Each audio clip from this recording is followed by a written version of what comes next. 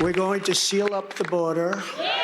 We have an invasion of millions and millions of people that are coming into our country. I can't imagine why they think that's a good thing. Donald Trump declaring victory with a historically strong showing in the Iowa caucuses. Here he is right now under my voice. You hear him repeating his anti-immigrant rhetoric. The projected winner of the Iowa caucuses has just started giving his victory speech. We will let you know if there's any news made in that speech. There is a reason that we and other news organizations have generally stopped giving an unfiltered live platform to remarks by former President Trump.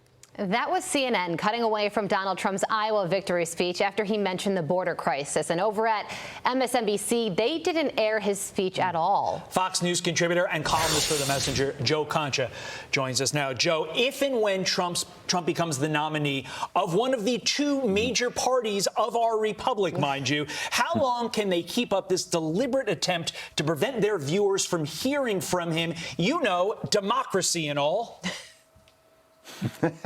Todd, they'll keep this up all the way till Election Day. And let's be clear without any ambiguity.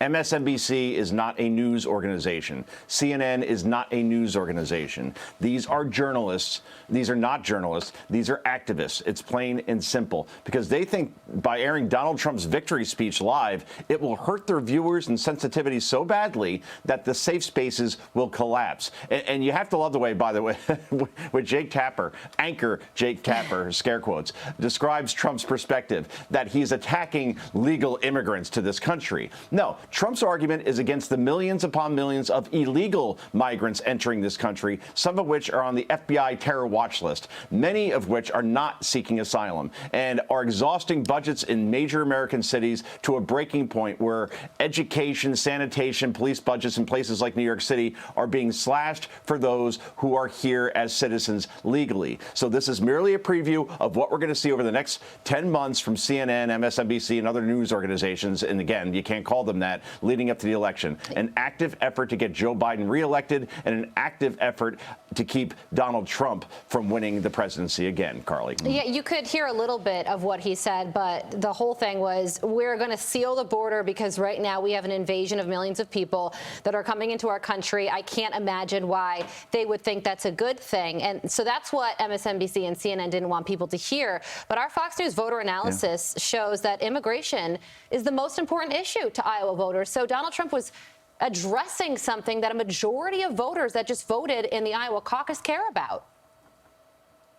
It is amazing, right? You have Rachel Maddow saying, well, we don't allow lies to be aired on our network. The same network that for 3 years insisted that Donald Trump was an agent of the Kremlin and was installed into the White House.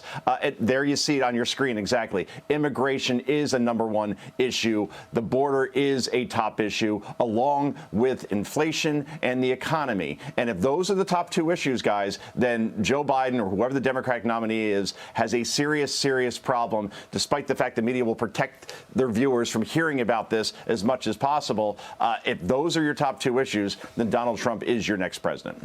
Joe, DeSantis beating a lot of pundits' expectation by beating Haley for second place, but his team has an issue with the media calling Iowa so early for Trump. Quote, it is absolutely outrageous that the media would participate in election interference by calling the race before tens of thousands of Iowans even had a chance to vote. The media is in the tank for Trump, and this is the most egregious example yet.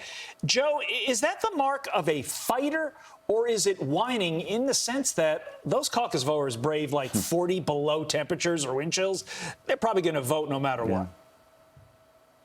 Precisely, Todd. When you're a candidate and you lose by 30 points, and that's what Ron DeSantis looks like he's going to lose by, I'm not sure you have much standing as far as saying a race was called too early. The real story here is that Ron DeSantis put major time and money and resources into winning Iowa, and he was defeated by more than 4 touchdowns. And the governor, who has a solid record to run on as far as the way he has run Florida over the last 4 years, has a real problem right now as far as winning this nomination, because he's about to get smoked again in New Hampshire. He's skipping New Hampshire after Iowa. He's going right to South Carolina. That appears to be his last last stand. Nikki Haley obviously has an advantage there. That's her home state. Donald Trump is leading by huge numbers in that state. So logic says he should probably drop out now, save face, think about another run in 2028. But the campaign says the Florida governor is going to continue to fight. But this is likely not going to end well for Ron DeSantis, who had a lot of high hopes going into this primary, guys. Yeah, to wrap things up, Donald Trump gets 20 delegates.